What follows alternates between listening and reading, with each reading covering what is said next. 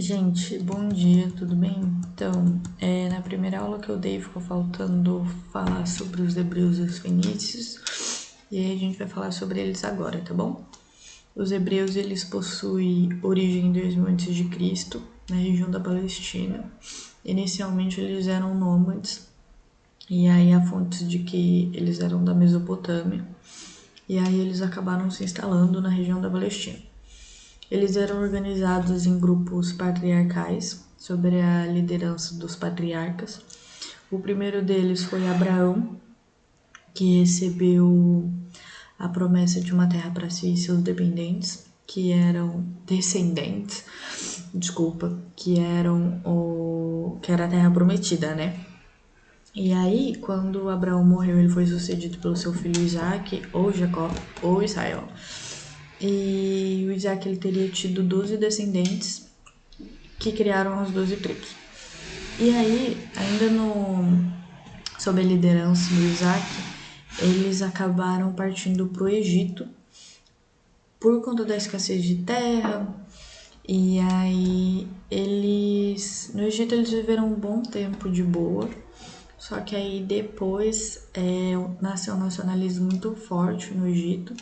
E aí eles acabaram sendo escravizados, o que acabou gerando a diáspora. E aí esses povos hebreus voltaram de novo para a Palestina. Só que aí, obviamente, quando eles chegaram aqui, já tinha gente morando aqui, que eram os cananeus e os filisteus. E eles passaram 2 séculos lutando contra esse povo, e aí, contra esses povos, né?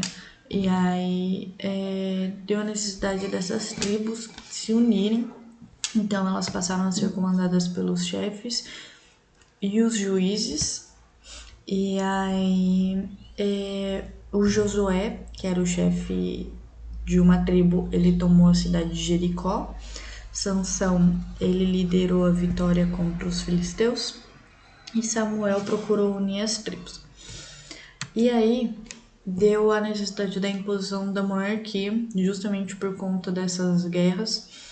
E aí o Saul, ele foi o primeiro rei, e ele foi incapaz de submeter os filisteus.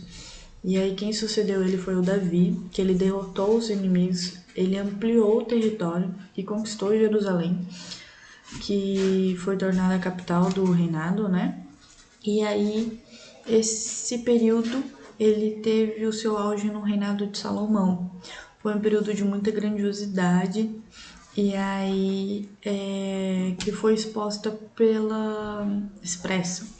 pela construção de numerosas obras públicas, como por exemplo o Templo de Jerusalém. E aí esse trabalho compulsório, mais os impostos pesados sobre a população mais pobre, ela acabou gerando um descontentamento e acabou acirrando também a disputa entre as tribos pela sucessão.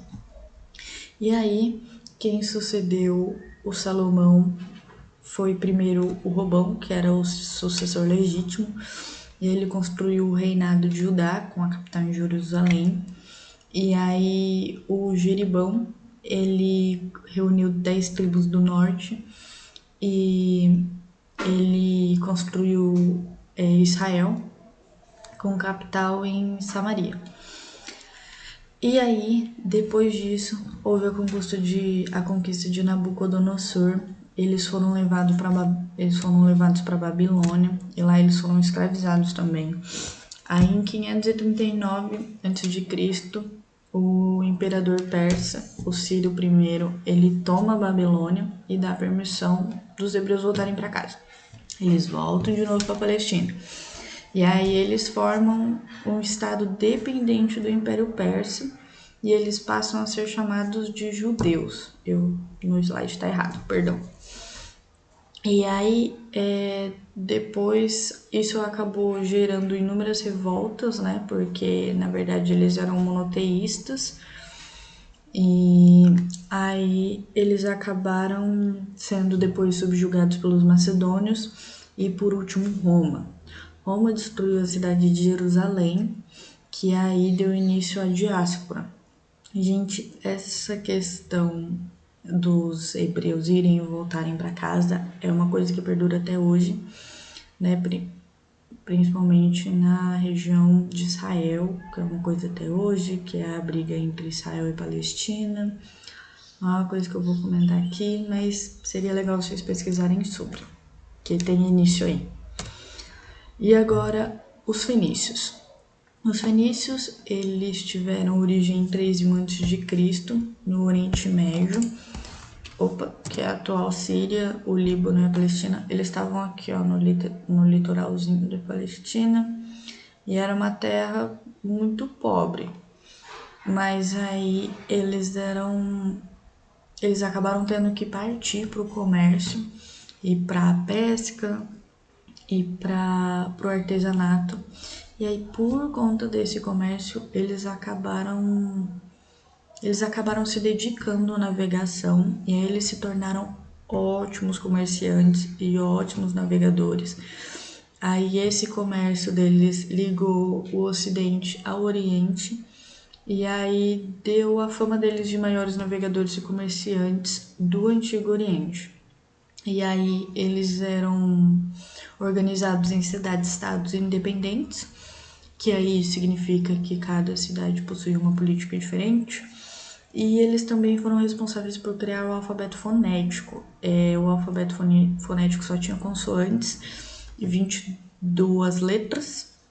E aí depois esse alfabeto foi adotado pelos gregos e melhorado, que aí depois deu o alfabeto, que é o que a gente conhece hoje. Tá? E aqui tem uma questãozinha da IFSU de 2016.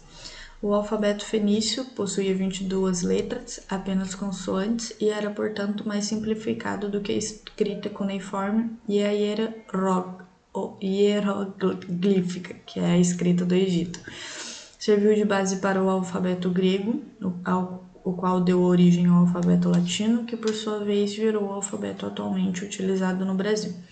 O que levou os fenícios a criarem o alfabeto foi justamente a necessidade de A. Controlar o comércio, B. A indústria, C. A agricultura e D. A pecuária. Gente, a resposta certa é a A, tá? O comércio, porque pela necessidade deles se comunicarem com os outros povos, ele acabou criando esse alfabeto, tá bom? Gente, é isso, é só o que ficou faltando, tá bom? E beijos, tenha uma boa tarde.